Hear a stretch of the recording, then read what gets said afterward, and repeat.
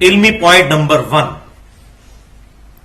بھائیو اہل سنت کہلوانے والے تمام گروہ، چاہے وہ مالکی ہوں، چاہے حنبلی ہوں، چاہے شافعی ہوں، چاہے سلفی ہوں، اہل حدیث ہوں، سوائے احناف کے،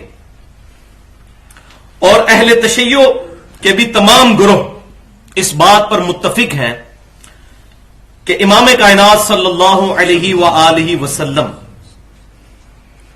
4 مواقع پر رفع الیدین فرمایا کرتے تھے. یہاں تک تو اتفاق ہے آپ صلی اللہ علیہ وسلم کے ریفرنس سے.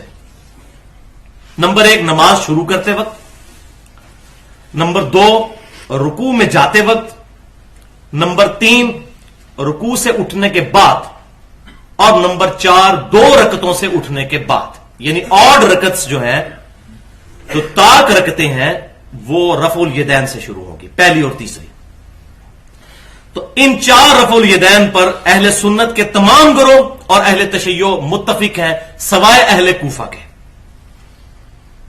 اور صحیح بخاری اور صحیح مسلم کی متفق علیہ حدیث ہے، جو دنیا کی تمام احادیث کی کتابوں میں پہلی حدیث نماز کے چیپٹر میں لائی جاتی ہے، اور عام آدمی سے نہیں، دوسرے خلیفہ راشد سیدنا امیر المؤمنین عمر ابن خطاب رضی اللہ تعالیٰ عنہ کے بیٹے عبداللہ بن عمر رضی اللہ تعالی عنہما، وہ ہیں اس کے راوی.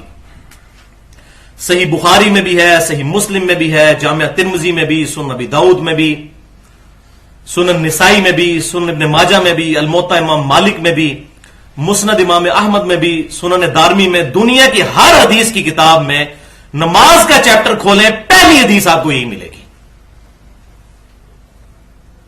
حدیث کیا ہے کہ نبی صلی اللہ علیہ وسلم جب بھی نماز شروع فرماتے تو اپنے دونوں ہاتھوں کو کندھوں تک اٹھاتے، اور رفع الیدین، یہ ہاتھ اٹھانے کو رفع الیدین کہا جاتا ہے. اس کی ڈیفینیشن، رفع کہتے ہیں بلند کرنے کو، یدین دونوں ہاتھوں کو. اور آپ صلی اللہ علیہ وسلم پھر اللہ اکبر کہتے.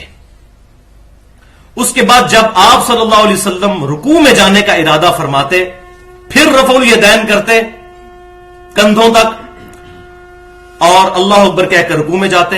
اور جب رکوع سے اٹھتے تو پھر رفع الیدین کرتے، یعنی دونوں ہاتھوں کو کندھوں تک اٹھاتے، اور سمی اللہ لمن حمدہ ربنا لک الحمد یا ربنا ولک الحمد کہتے. البتہ سجدوں میں آپ صلی اللہ علیہ وسلم یہ عمل نہیں کرتے تھے. یہ ہے حدیث. اچھا، اور اس میں شروع سے کلیئر کر دوں یہ بات، میں نے پچھلی دفعہ بھی ڈیٹیل کے ساتھ یہ بات بتائی تھی کہ یہ بعض احادیث میں آیا کندھوں تک، بعض احادیث میں آیا کانوں تک، تو بیسیکلی یہ ایک ہی چیز ہے. اگر ہم اس کونی کو پیوٹ مانتے ہوئے اس کو نارمل انداز میں یوں اٹھائیں تو ہمارے جو انگلیاں ہیں وہ خود بخود کانوں کی سیدھ میں اور ہتھیلیاں کندھے کی سیدھ میں آ جاتی ہیں.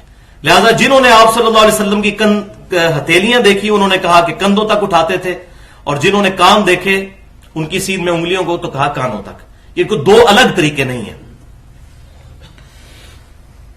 اچھا، یہی حدیث جو بخاری اور مسلم میں ہے عبداللہ بن عمر سے، تو صحیح بخاری اور صحیح مسلم میں یہی حدیث سیدنا مالک ابن حویرث سے بھی ہے رضی اللہ تعالیٰ عنہ، جو غزوہ تبوک کے موقع پر 9 ہجری میں مسلمان ہوئے.